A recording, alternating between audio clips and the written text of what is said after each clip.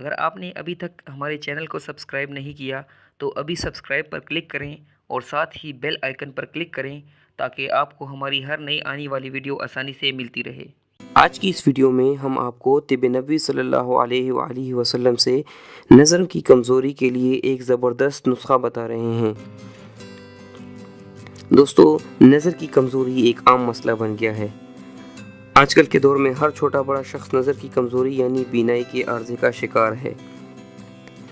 نظر کی کمزوری کی وجوہات میں موبائل فون اور ٹیلی ویژن کا زیادہ استعمال شامل ہے۔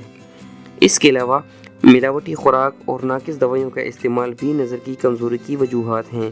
ہمارے آقا حضرت محمد صلی اللہ علیہ وآلہ وسلم رات کو سونے سے پہلے دونوں آنکھوں میں 3 بار سرما لگاتے تھے۔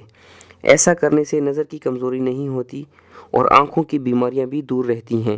اگر کسی کو نظر کی کمزوری کا مسئلہ ہو تو ایک بہترین نسخہ حاضر خدمت ہے۔ اس نسخے کو 40 دن تک استعمال کریں، انشاءاللہ العزیز آپ کی نظر کی کمزوری دور ہو جائے گی اور آپ کو بہترین نتائج ملیں گے۔ دوستو، اس نسخے میں 3 چیزوں کا استعمال ہوا ہے اور وہ ہیں سونف، مصری اور گاجر کا جوس۔ سونف اور گاجر کا جوس آپ کو بآسانی بازار سے مل جائیں گے، البتہ مصری آپ کو پساری کی دکان سے ملے گی۔ ترکیب: